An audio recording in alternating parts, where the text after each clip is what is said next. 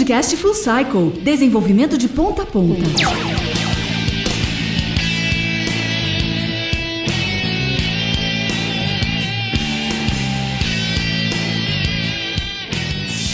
Olá pessoal, tudo bem? Seja muito bem-vindo a mais um episódio do nosso podcast Full Cycle. Meu nome é Wesley Williams e nesse podcast a gente vai falar sobre monitoramento de verdade das nossas aplicações. Muitos desenvolvedores nos dias de hoje apenas desenvolvem e acabam largando do lado o monitoramento, e eu quero explorar contigo um pouco mais desse assunto. Legal? Então vamos a fundo um pouco mais nesse assunto de monitoramento de aplicações.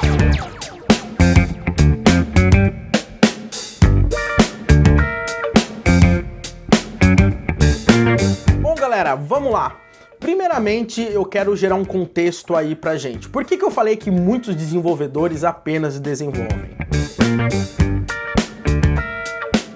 Como já é o título, vamos dizer aí, desse nosso podcast Full Cycle, o Full Cycle vem do Full Cycle Development, legal? É um artigo feito pela Netflix, a gente tem uns outros episódios aí. Mas o grande ponto é que a gente tem que se ligar que o Software Development Life Cycle, ou seja, o ciclo de vida do desenvolvimento de um software, ele não está apenas na parte do desenvolvimento. O desenvolvimento é apenas um bloquinho ali. Normalmente a gente está falando do processo de design, de develop, na parte de teste, deploy, operate e suporte, tá? Um desenvolvedor full cycle, ele tem que dominar essas áreas aí para que ele consiga fazer parte de todo o processo de criação do software. E uma dessas partes que são muito importantes, tá? Que quando a gente vai operar o sistema, basicamente, né? Normalmente era papel, inclusive do sysadmin e etc, ainda é a parte de monitoramento da aplicação. Mas o grande ponto é que a gente, desenvolvedor, eu tô falando a gente porque eu tinha essa impressão que monitoramento é uma parada para ver se o sistema tá no ar, se ele não tá no ar, ou se tem alguma informação ali desencontrada, mas de forma geral aparecia uma parada boring, uma parada mega chata ali, que você, desenvolvedor, no processo de desenvolvimento acaba nem pensando.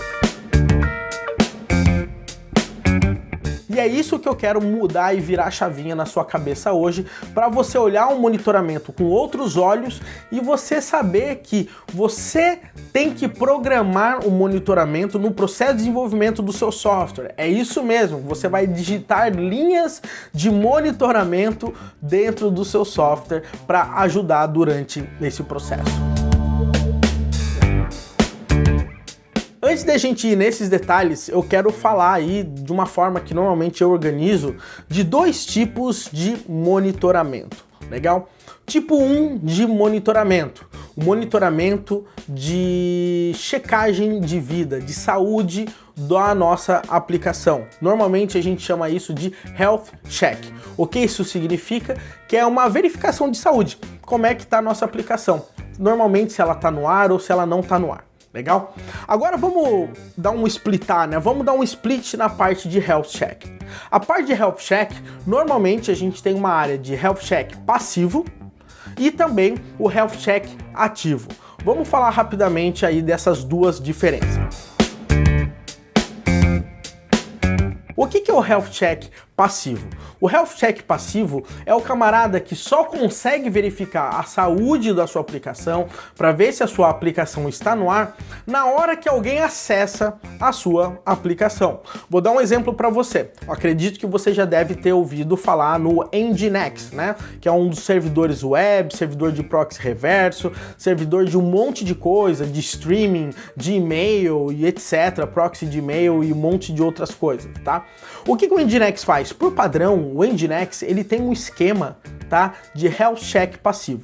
Vou imaginar o seguinte, eu configurei um load balancer no meu Nginx, tá, e eu coloco duas máquinas ali atrás dele. Então, uma hora quando o usuário acessa essa máquina, o Nginx vai mandar o cara para o servidor 1. Quando o segundo cara acessa a máquina, o Nginx ele vai mandar a máquina para a requisição no servidor 2. Legal? Agora o que acontece? Vamos imaginar que o servidor 1 caiu. Então o que o Nginx vai fazer? Ele vai mandar a requisição, ele vai tentar jogar o cara pro servidor 1, aí nesse momento o próprio Nginx ele vai falar, ops, esse cara tá fora do ar. Então eu vou mandar a carga pro servidor 2, legal? Esse processo de health check é um health check passivo, porque você espera a parada dar problema para daí você tomar uma decisão, legal? Então isso é um health check passivo. Você espera o problema acontecer e na hora que ele acontece você consegue gerar uma solução para isso, legal? Obviamente que no melhor dos mundos isso tá longe de ser o que a gente precisa, legal? Você não pode esperar uma parada da pau para você aí ser avisado ou qualquer coisa desse tipo. Somente por curiosidade em relação a essa parte do Nginx, isso aí, esse tipo de health check, ele meio que a gente consegue configurar e isso vem na parte gratuita do Nginx, legal? Agora vamos falar um camarada como um health check ativo.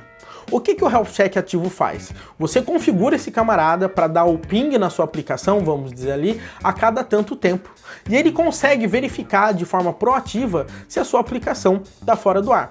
Voltando ao exemplo do Nginx, se você contratar, que é bem caro inclusive, o Nginx Plus, né? O Nginx+, você tem uma opção que você consegue fazer diversos tipos de health check, inclusive esse health check ativo, que na hora ele consegue saber se você teve um problema. E aí você pode ser avisado com antecedência e não esperar a parada ficar dando problema e você ser pego de surpresa.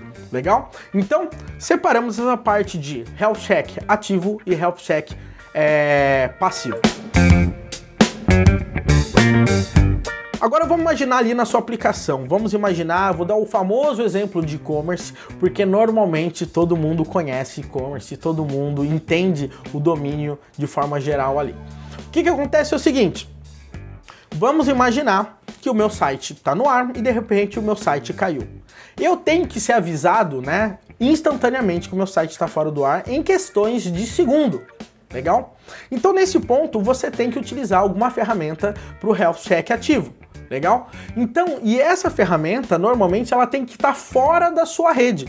Porque se você teve um problema de rede, a sua própria ferramenta de health check, ela vai estar fora do ar e você não vai ser usado. Então, tentam utilizar um serviço de terceiro e, obviamente, você tem sistemas como na nuvem, tipo da Amazon e etc. Esses camaradas, eles conseguem fazer esse tipo para você. Normalmente, quando você vai fazer esse tipo de health check, você cria uma URL específica para health check. Então você coloca lá site.com.br/health check. Então todo mundo que for verificar se o seu site está no ar, ele bate naquela URL e você pode retornar o HTTP 200 ou qualquer coisa desse tipo. Beleza? Existem diversas soluções se você não está utilizando sistemas de nuvem. Eu utilizei por muito tempo o Site Uptime, tá? Ele tem um plano gratuito que a cada 15 minutos ele faz esse check e ele tem alguns planos pagos que ele fica dando ping o tempo inteiro e trazendo outros relatórios, outras opções aí para você. De qualquer forma, isso é o mínimo que você precisa ter para monitorar a saúde da sua máquina. Obviamente, se você estiver falando de containers, se você estiver falando de Kubernetes, você vai ver que o próprio Kubernetes ele tem esquemas de health check que você pode configurar para garantir que tudo tá certo no ar e se não tiver legal, ele remove o pod, cria um outro pod e etc. Legal? Então a gente consegue fazer isso. Se você trabalha com Kubernetes, provavelmente você já deve ter visto, não é nada difícil ali de configurar. Então vamos dizer que a gente passou pela primeira etapa que eu queria falar com vocês em relação à parte de health check e garantir, né, a coisa mais básica do mundo, para ver se o seu serviço está no ar. Legal? Agora, o grande ponto de tudo isso é que uma vez que você tem essa parte, muitos desenvolvedores param por aí.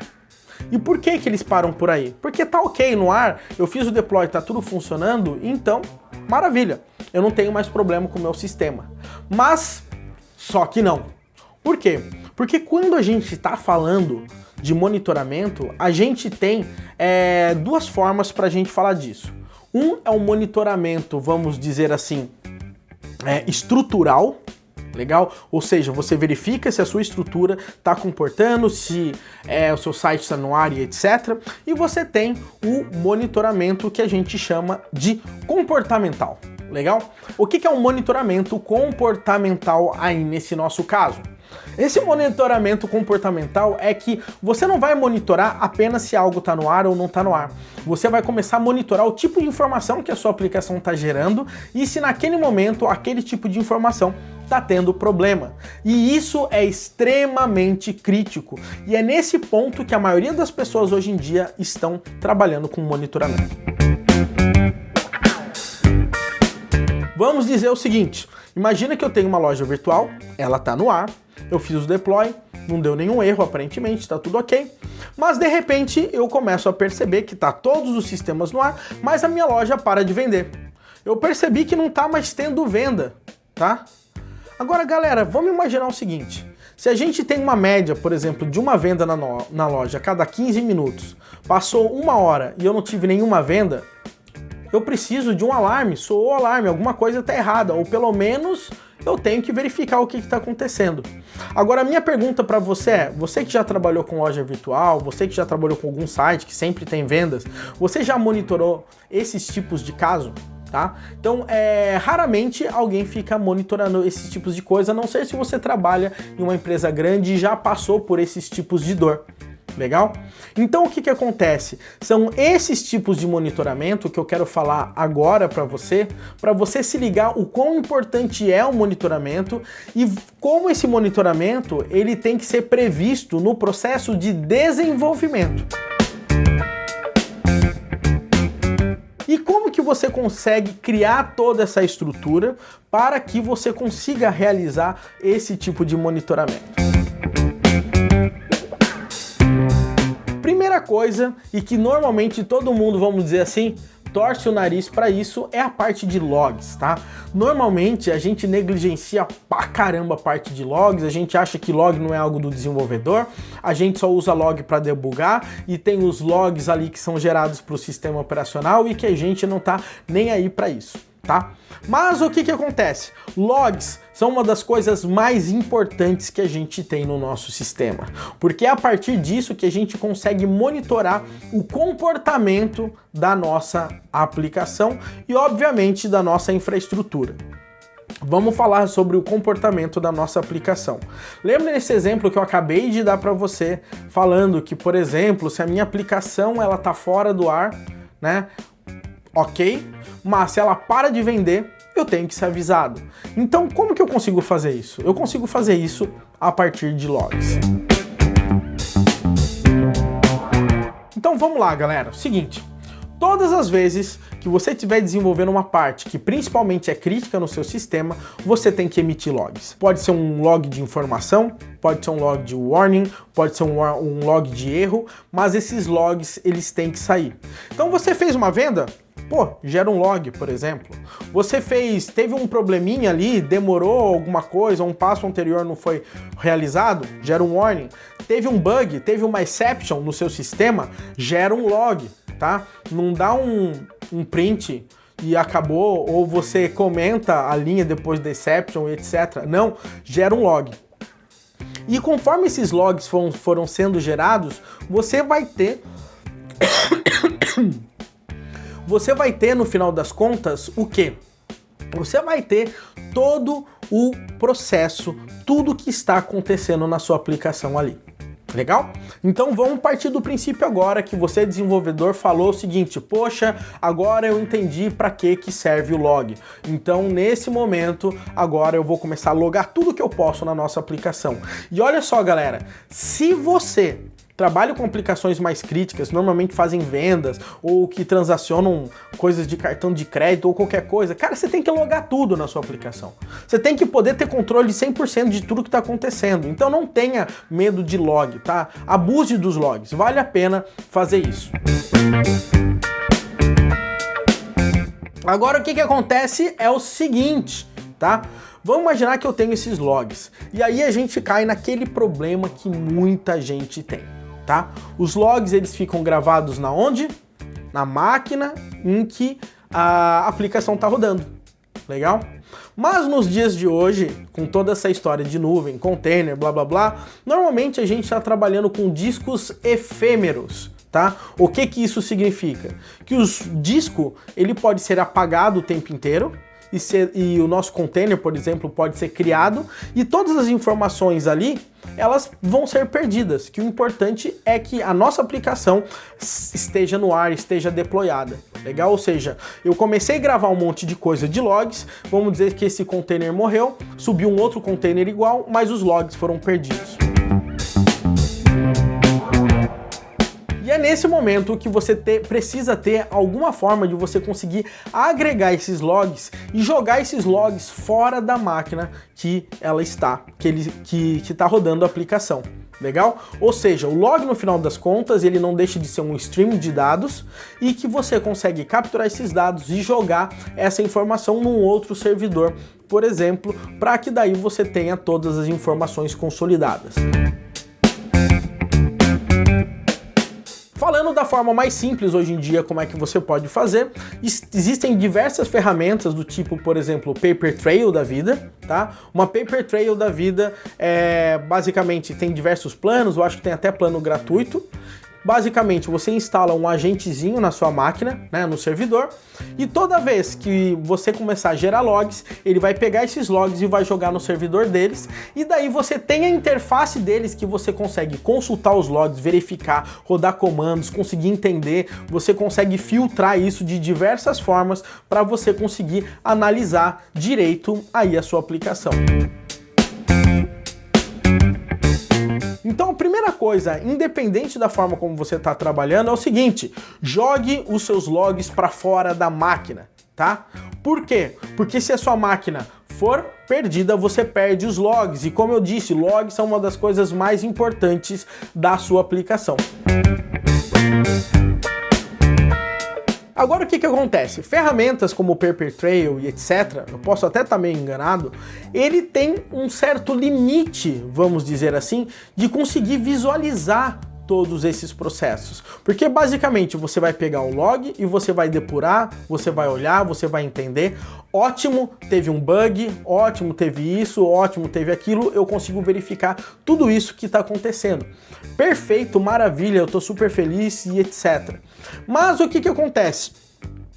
Quando a gente está falando de logs, quando a gente está falando de monitoramento, lembra que eu falei que a gente tem a forma passiva e a forma ativa?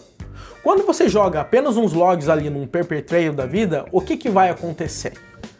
Basicamente, galera, deu um erro ali, deu aquele problema, não tá vendendo, o carrinho tá dando erro, o que o desenvolvedor vai fazer?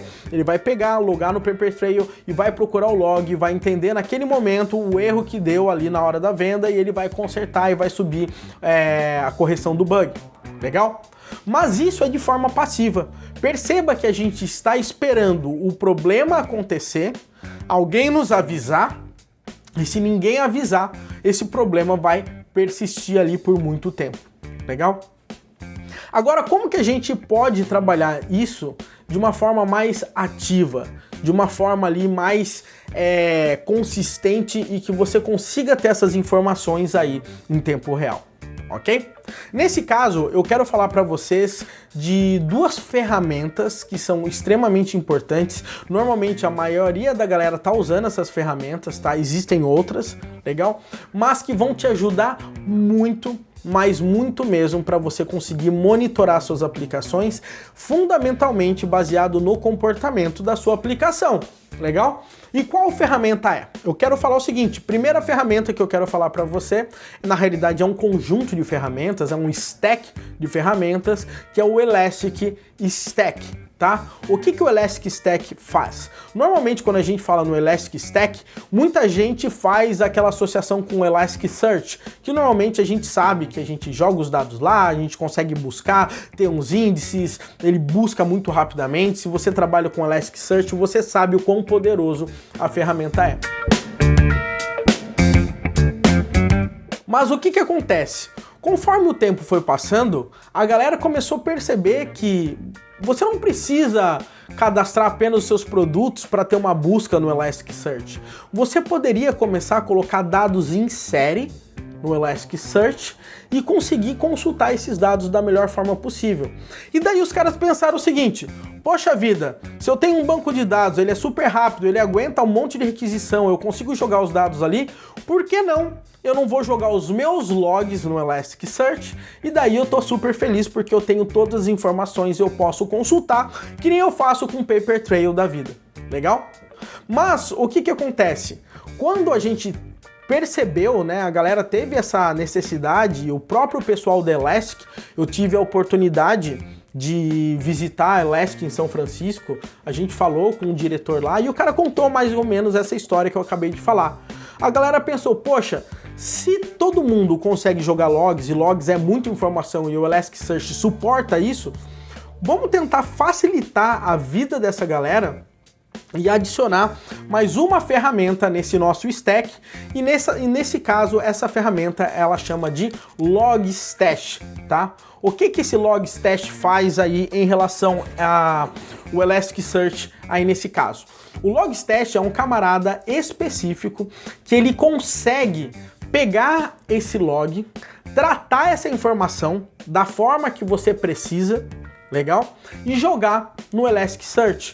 Legal? Então isso que é o interessante. O Logstash ele é muito poderoso, ele tem uns esquemas do Grok lá, você consegue criar diversas formas de como que ele trata essas informações, mas vamos imaginar, ele pega o log cru, ele transforma esse log no formato que você precisa, exatamente no formato que você precisa. Obviamente ele tem vários esquemas de formatos, vamos dizer assim, meio que prontos, ou seja, é um log de Apache, ele já sabe a formatação, é um Nginx, ele sabe a formatação, porque esse camarada acaba virando como se fosse um campo ali, um item ali de um documento ali dentro do Elasticsearch. Então o que acontece? Você pode pegar essa informação do Logstash, você consegue tratar essa informação aí do Logstash e jogar essa informação no Elasticsearch. Cara, olha que fantástico que isso é. Legal? Você tem uma ferramenta que ela é própria para tratar e converter os seus logs de uma forma muito interessante. Mas, como eu disse para vocês, a gente tem várias formas que a gente quer trabalhar com log. A gente quer fazer um log de tudo que a gente pode fazer. Então, nessa própria Elastic Stack, tá? Os caras criaram um camarada que a gente chama de bits, tá? Eles chamam de família bits. O que é isso? Bits, vamos imaginar que é uma batida de coração. Ou seja, ele fica rolando lá o tempo inteiro. Ele dá um beat, praticamente. Legal? E o que isso faz? Vou dar um exemplo para vocês no Filebeat. O que o Filebeat faz? Você fala, olha Wesley, fica monitorando essa pasta em todos os arquivos que vão ter esse formato, legal? E todos esses caras, quando isso acontecer, pega essa informação desses arquivos e joga isso ali pro Logstash, legal? Então é isso que vai acontecer, legal? Ou seja, ele vai pegar essas informações, ele vai ler arquivos, por isso que é Filebeat, e daí ele vai jogar pro Logstash, o Logstash prepara essa informação, converte essa informação e joga essa informação pro Elasticsearch. Então isso aí é uma parada assim mega interessante para você se ligar na hora que você está monitorando as aplicações. O grande ponto de tudo é que o Bits ele não fica focado apenas, vamos dizer assim, no Filebeat, legal? O Bits eles têm vários bits, vamos dizer assim, que você consegue trabalhar, legal? E é nesse ponto que você tem que se ligar. Como assim ele tem vários tipos de bits? Vamos imaginar que eu quero também pegar os logs do meu sistema operacional. Legal? Então vamos imaginar, eu quero pegar todas as informações que o meu sistema operacional está gerando. Então eu consigo fazer isso também com bits. Então somente para você se ligar, eu estou com uma lista aqui para você. Ele tem o Filebeat, legal?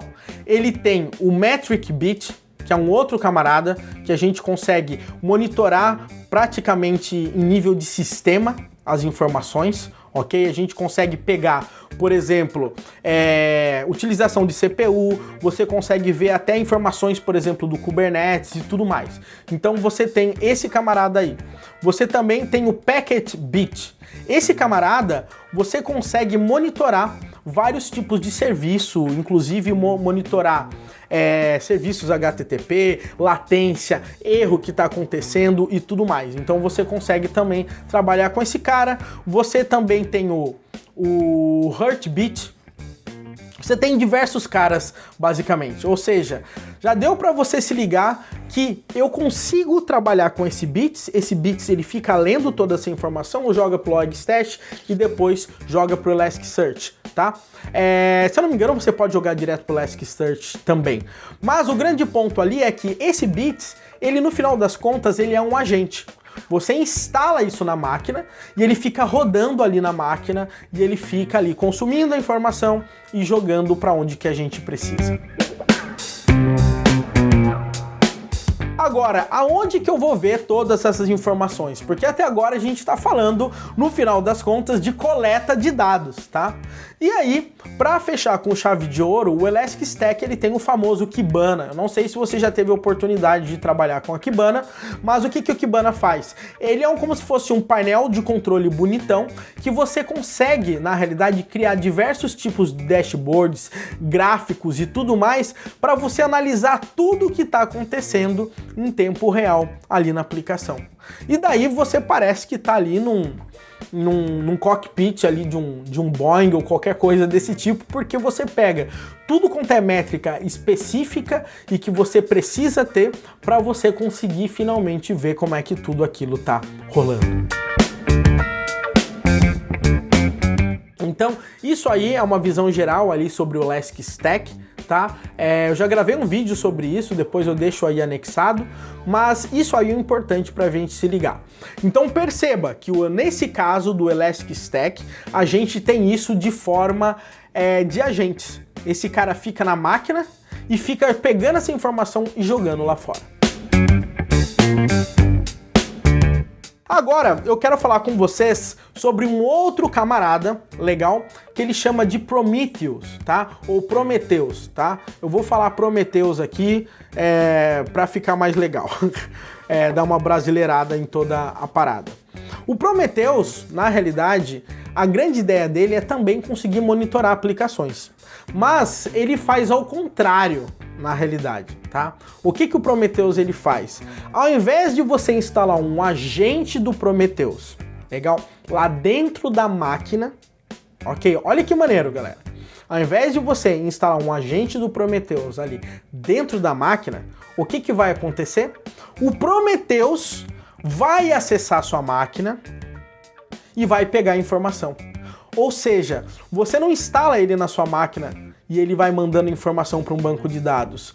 Ele mesmo, o servidor desse camarada, faz uma requisição HTTP no seu site e aí você pega essas informações. Legal? Então ele é ao contrário, ele é um crawler. Legal?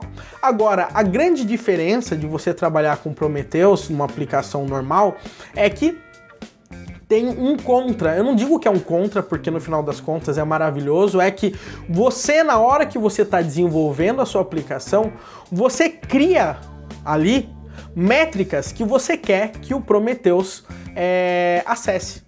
Legal? Que ele tenha acesso e que ele grave. Então vamos imaginar o exemplo da loja virtual. O que o Prometheus vai falar é o seguinte: olha, neste último minuto teve uma venda. Nos últimos 5 minutos teve uma venda.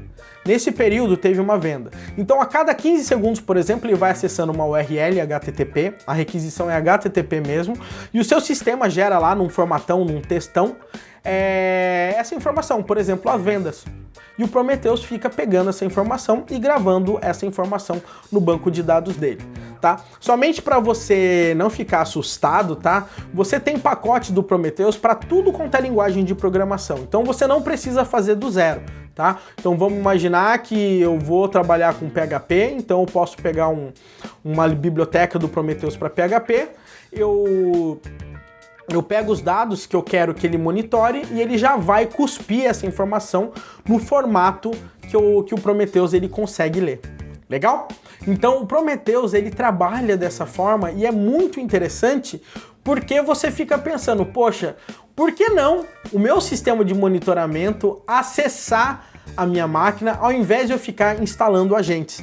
E esse novo conceito que o Prometheus ele fez mudou completamente a forma como a galera vê monitoramento. Fora que ele utiliza um sistema de banco de dados que ele consegue gravar informações e ele é esperto o suficiente para conseguir entender a série de informações, tá? Ele trabalha com bancos de dados em série. Então vamos imaginar que no minuto 1 eu tive 10 vendas, no minuto 2 eu tive 10 vendas, então ele vai colocar que no minuto 2 eu tenho 20 vendas, porque ele somou, ele pegou as vendas anteriores. Então ele vai fazendo uma série. Mas vamos imaginar, por exemplo, que na série que ele tá já teve 100 vendas. Aí o meu servidor caiu do ar. Legal? O Prometheus reiniciou, qualquer coisa desse tipo. Quando ele começar a monitorar, ele vai falar, a partir desse momento eu tive uma venda. A partir desse momento eu tive 2 vendas. Mas, antes dele parar de monitorar, no final das contas ele já estava com 100 vendas. Então o Prometheus ele é esperto o suficiente para fazer o seguinte: opa, antes disso ele tinha 100 vendas, agora ele está com uma venda? Não, então significa que ele está com 101 vendas. Então ele consegue fazer todos esses cálculos para que você não perca esse tipo de informação. Legal? Então, cara, é muito top. Mas daí você deve estar pensando, poxa Wesley, o Prometheus ele vai verificar somente as informações da minha aplicação? E CPU? E se eu quero monitorar meu banco de dados? E se eu quero monitorar o meu Linux inteiro? Como é que eu faço? Como que eu vou fazer e pegar informações do meu sistema operacional e colocar num endpoint HTTP para o Prometheus pegar? E é nesse ponto que o Prometheus ele tem um camarada muito interessante, que ele chama de exporters, tá? Então olha só que interessante, imagina que eu quero pegar e monitorar meu Linux. Então eu pego ali um exporter ali para o Linux e o que ele vai fazer? Você instala esse exporter e quando você acessar ali um endpoint, ele vai trazer também as informações do sistema operacional. Ah, agora eu quero monitorar, por exemplo, o MongoDB. Ah, agora eu quero monitorar o Elasticsearch. Agora eu quero monitorar o MySQL. Agora eu quero monitorar o Windows, por exemplo. Então você instala esses exporters, né? Provavelmente, para tudo quanto é serviço que você imaginar, já existe um exporter pronto. Se você quiser, você pode criar o seu, mas raramente você vai precisar criar. E daí o Prometheus, ele vai ter acesso a tudo quanto é informação que você vai precisar aí do seu sistema operacional, do seu... Inclusive o Kubernetes, por exemplo, normalmente numa tacada só você já consegue ter o Prometheus ali, ele vai conseguir monitorar tudo ali também para você. Então vamos lá, eu tenho o Prometheus, ele fica pegando as informações, acessando um endpoint via HTTP e ele pega e salva essas informações ali para ele. Mas daí você deve estar se perguntando, ok, eu tenho o banco de dados de todas as minhas informações, como que eu consigo pegar essas informações e transformar em dados legíveis que vão me ajudar? Legal? Então aí nesse ponto você pode utilizar um camarada que normalmente ele é utilizado em conjunto com o Prometheus, que é o Grafana. O que o Grafana faz? Ele consegue fazer a conexão diretamente com o seu banco de dados do Prometheus ou com outros tipos de bancos de dados, ok? E daí você consegue finalmente gerar os dashboards, legal? Da melhor forma que você quiser. E o mais interessante é que o Grafana ele tem diversos templates prontos. Então eu falo, poxa, eu quero monitorar o Linux. Então você tem diversos templates, vamos dizer assim, que você consegue importar um dashboard onde ele vai fazer um painel de avião com todo o monitoramento do seu sistema operacional, por exemplo. Mas o mais interessante é que, como você também consegue monitorar o comportamento da sua aplicação, por exemplo, a quantidade de vendas, você consegue criar o seu dashboard personalizado e falar, eu tive uma venda nos últimos 15 minutos, eu tive tantas buscas realizadas no meu site, eu tive tantos acessos no meu checkout. Eu consigo pegar esses tipos de informação e gerar inteligência para o meu negócio. Então perceba, do monitoramento de Health Check, agora eu consigo gerar inteligência. E o mais interessante é que você consegue espalhar tudo isso pelas empresas e todo mundo, por exemplo, na área de vendas está vendo esse dashboard, os outros caras na área de infra tá vendo esse outro dashboard e tudo baseado nos dados que o Prometheus ele está fornecendo. Mas daí você deve estar perguntando, poxa, mas e se alguma coisa der problema? E se eu não estiver vendendo? Vamos imaginar que eu fiz um deploy da minha aplicação, mas de repente não apareceu ali o botão de comprar. Eu tive um problema de CSS que um cara que estava começando agora errou ali e não apareceu o botão de comprar e eu parei de ter venda, tá? Eu vou ter que ter um estagiário olhando para aqueles monitores o tempo todo e daí de repente falar o seguinte, olha, parou de vender. Não, você pode chegar tanto no Prometheus e ele tem um sistema de alertas. Ou seja, o Prometheus, cara, o sistema de alerta deles é animal, porque você consegue, tá, encadear o processo de alerta. Eu vou dar um exemplo para você. Vamos imaginar que eu não estou conseguindo ter vendas, mas eu não estou conseguindo ter vendas porque eu tive um problema com o meu banco de dados, por exemplo. E eu estou monitorando o banco de dados. Então, quando o Prometheus, por exemplo, verificar que o meu banco de dados está fora, ele vai mandar um alerta para mim do banco de dados, que está fora. Mas ele é esperto o suficiente de pensar o seguinte, olha, se o meu banco de dados está fora, obviamente eu não vou ter vendas. Então eu não vou ficar mandando, tá? Um alerta que não tá vendendo pro meu camarada, porque é óbvio que não tá vendendo porque ele tá tendo um problema que desencadeou esse outro problema. Então você consegue configurar isso de uma forma animal, entendeu? É até complexo você conseguir fazer esse gerenciamento de alertas no Prometheus, porque, cara, o céu é o limite. Ali você consegue criar regras encadeadas com regras, então nesse caso a gente pode falar que ele fornece um monitoramento inteligente. Por quê? Ele só vai mandar informações ali para vocês que realmente interessam. E as informações que desencadeiam outras informações, ele só vai mandar se for necessário. Ou seja, você só recebe a informação que você precisa naquele momento. Agora, se você quiser ter uma forma um pouco mais simplificada, você consegue fazer isso inclusive no Grafana. Você consegue lá no Grafana e falar, olha, se por tanto tempo eu não tiver tanto resultado, ok? Manda um e-mail, faz um post no Slack, manda um SMS e um monte de outras coisas que você consegue fazer. Então o que acontece? Nesse momento você deixou de apenas receber dados e mostrar dados como ser alertado de problemas de comportamento da sua aplicação. Então, galera, é nesse ponto que eu queria que você pensasse. Quando a gente fala sobre monitoramento e a gente fala sobre logs, não é uma coisinha que só vai verificar se a sua aplicação está fora. Isso aí vai salvar o seu negócio, tá? Porque além de trazer informações críticas, se as coisas estão funcionando ou não, ela traz informações de negócios para os donos das empresas saberem se está tudo ok. Eu vou dar um exemplo muito simples para você. Imagina que eu estou numa super campanha de marketing e eu estou esperando receber 100 vendas por hora. Legal?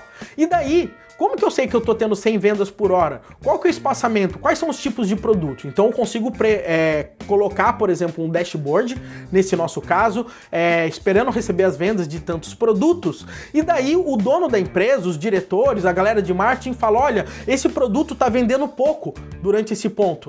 Vamos fazer o seguinte, vamos fazer mais uma campanha para a gente não esperar daqui uma hora para a gente ver o que faz com esse produto. Vamos agir agora. Legal? Então perceba, a inteligência do monitoramento é inteligência de negócio, legal? E isso você consegue fazer a partir do quê?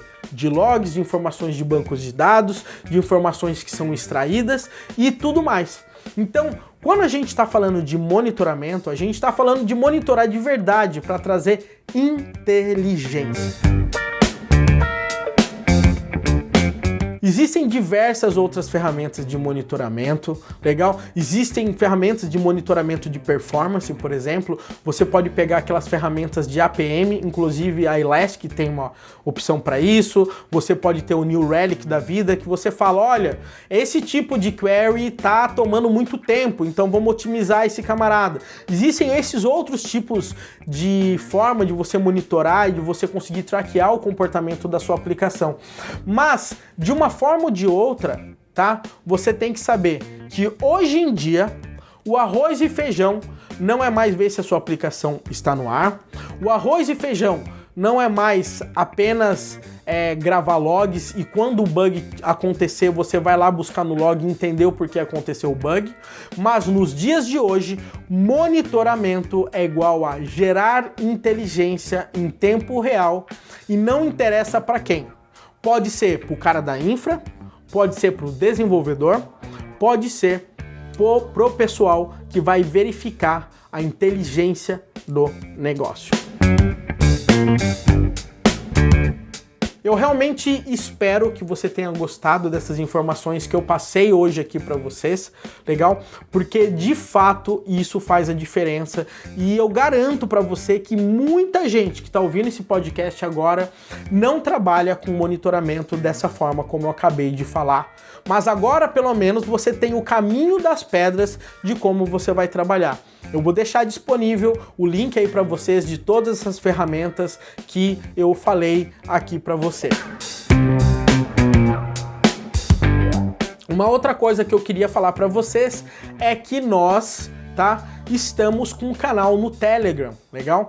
No canal do Telegram, diariamente, o que eu tô fazendo? Eu posto um áudio lá, passando uma dica, uma sacada, uma nova tecnologia, algo que você tem que ficar ligado, é totalmente gratuito, simplesmente eu pego ali o meu celular, pego algo que eu tô trabalhando, pego uma sacada que eu tô estudando, gravo 2 dicas, passo os links, faço algumas enquetes pra gente ter uma ideia das informações que são relevantes aí pra você, 100% gratuito. Eu vou deixar o link também anexado, mas basicamente é bit.ly, ok?